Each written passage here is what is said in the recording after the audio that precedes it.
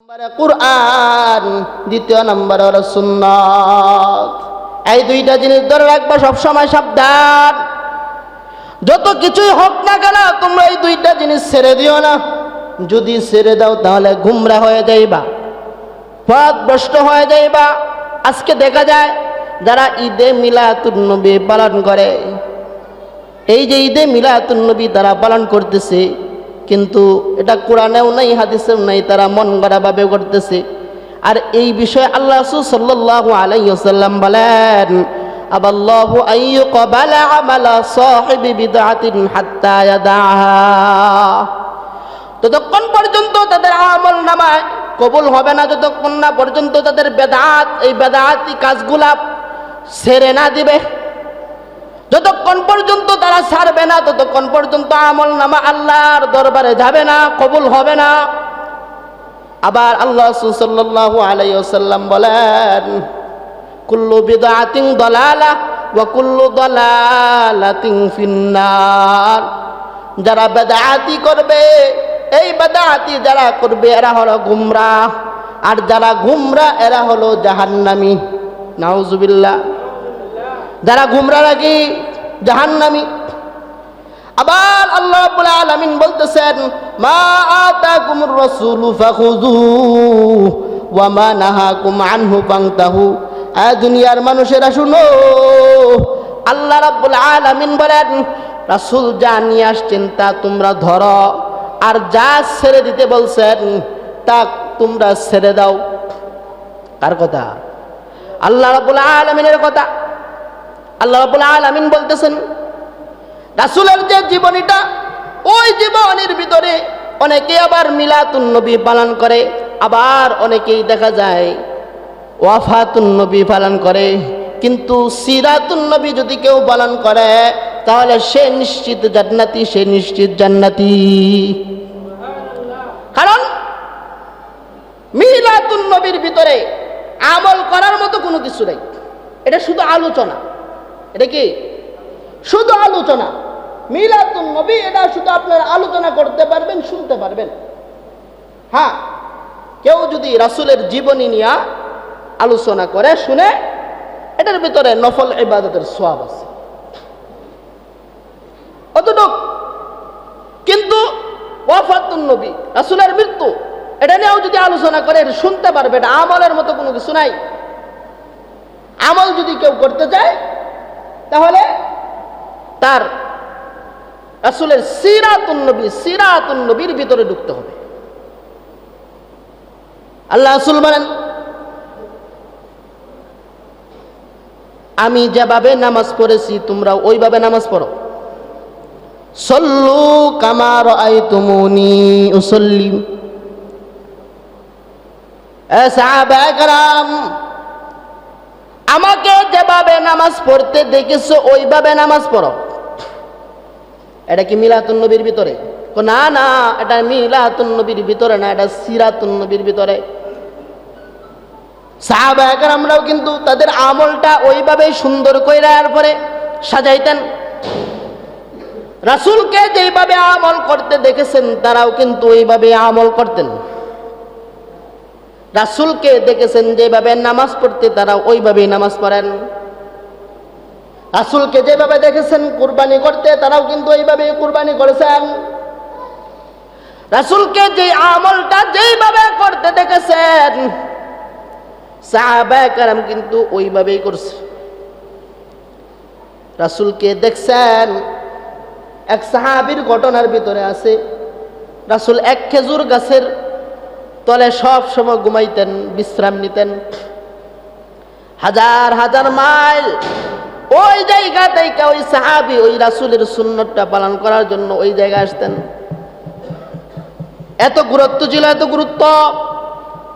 কিন্তু আমরা ছোট থেকে ছোট আমলগুলোকে ছেড়ে দেই, মনে করি যে এই যদি আমলটা করি কি আর হবে, হওয়ার তো কোনো কিছু নাই।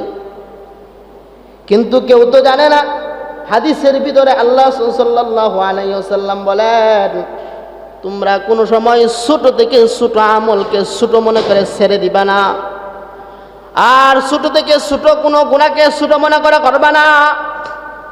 ছোট আমলকে যদি তোমরা ছোট মনে করে ছেড়ে দাও, হতে পারে এই ছোট আমলটার জন্য তুমি নাজাত পাইতে পারো। আর ছোট গুণটাকে ছোট মনে করে যদি করো, হতে পারে ওই ছোট গুণাটাকে করার জন্য তুমি এর জন্য আল্লাহর কাছে তুমি গ্রেফতার হইতে পারো। এই ছোট আমলটা তুমি করতেছো, কন্টিনিউ ভাবে যদি করতে চাও, কন্টিনিউ ভাবে যদি করতে থাকো, ছোট হতে পারে কিন্তু তুমি যদি কন্টিনিউ ভাবে করতে থাকো, তাহলে আল্লাহ রাসূল সাল্লাল্লাহু আলাইহি ওয়াসাল্লাম বলেন ওই আমলটাই আল্লাহর কাছে গ্রহণযোগ্য।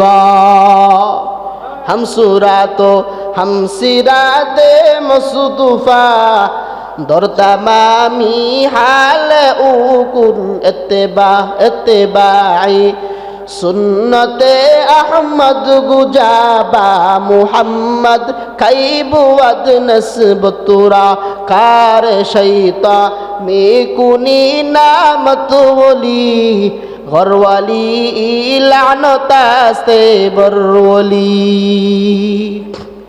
ছোট ছোট আমলগুলোকে ছেড়ে দিবেন না, কারণ ছোট আমলটাই আপনার নাজাতের জন্য যথেষ্ট হতে পারে। দুইটা হাদিস একসাথে আসছে, ছোট একটা আমল করার জন্য সে জান্নাতি হয়ে গেছে, আর ছোট একটা গুনাহ করার কারণে সে জাহান্নামে হয়ে গেছে। কেন? কারণ ওই আমলটা তার কাছে ছোট হতে পারে কিন্তু আল্লাহর কাছে অনেক বড়। আল্লাহর কাছে কি অনেক বড়। বাইজিদ বুস্তামি রহমাতুল্লাহি আলাইহি নাম শুনছেন নি? হ্যাঁ, এক কথা বলেন। বাইজিদ বুস্তামি রহমাতুল্লাহি আলাইহি উনি মৃত্যুবরণ করার পর তার এক শাগরিদের কাছে দেখা, স্বপ্নে যুগে দেখা হতে পারে না? অনেক সময় মা বাবা আত্মীয় স্বজনকে দেখে না? এই শাগরিদের সাথে দেখা, যখন শাগরিদের সাথে দেখা হলো, ওই শাগরিদ বলতেছে, শেখ আল্লাহ রাব্বুল আলামিন আপনার সাথে কেমন ব্যবহার করলো, আপনার কি হালাত, কি অবস্থা? বাইজিদ বুস্তামি রহমাতুল্লাহি আলাইহি স্বপ্নে যুগে তার শাগরিদকে বলতেছেন, শাগরিদ শোনো, আমি তো আল্লাহ রাব্বুল আলামিনের কাছে দরায়ে খেয়ে গেছিলাম, কিন্তু আল্লাহ রাব্বুল আলামিন আমাকে নিজ অনুগ্রহে নিজভাবে আমাকে মাফ করিয়া জান্নাত দিছেন। বাইজিদ বুস্তামি বলতেছেন, শাগরিদ শুনো, আমি একদিন আমার এক মুরিদের বাড়িতে গেছিলাম, যাওয়ার পর আমি ঠান্ডা দুধ খাইতে পারি না, ঠান্ডা দুধ খাইলে আমার সমস্যা হয়। আমি এই শাগরিদকে বললাম, আমি যদি ঠান্ডা দুধ খাই তাহলে আমার পেটে সমস্যা হয়, আমি খাইতে পারবো না। কিন্তু এই মুরিদ এতটাই বেপরোয়া, আমি মানা করার পরেও সে জুড়েই দুধটা খাওয়াইছে। জুড়ে দুধটা খাওয়ানোর কারণে আল্লাহ রাব্বুল আলামিন বলতেছেন, এই বাইজিদ, দুধের রাত্রির কথা মনে করো, দুধের রাত্রিরে কোনটা? এরপরের দিন যখন আমি মসনদে বসলাম, আরেকজনে জিজ্ঞাসা করতেছে, শায়েখ আপনি মুচড়ি করতেছেন কেন, আপনার কি হলো?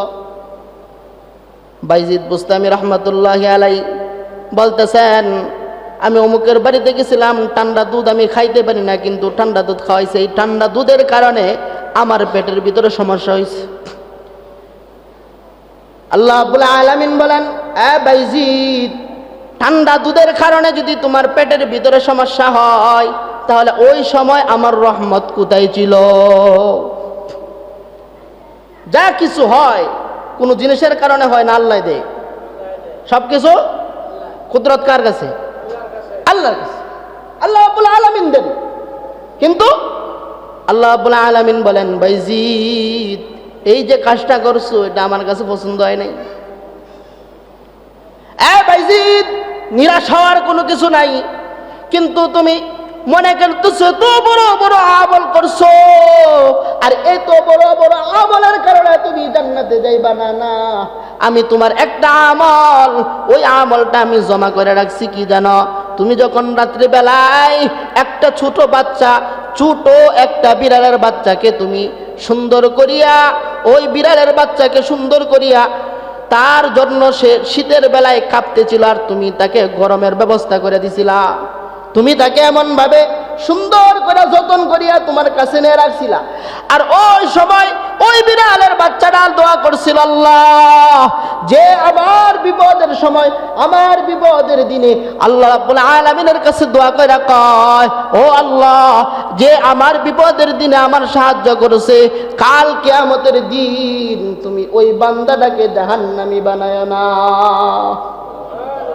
এই যে একটা ছোট্ট আমল, এই ছোট্ট আমলের কারণে আল্লাহ রাসূল সাল্লাল্লাহু এই হযরতে বাইজিদ বুস্তামি রহমাতুল্লাহি আলাইকে আল্লাহ রাব্বুল আলামিন মাফ করিয়া জান্নাত দিয়ে দিয়েছে।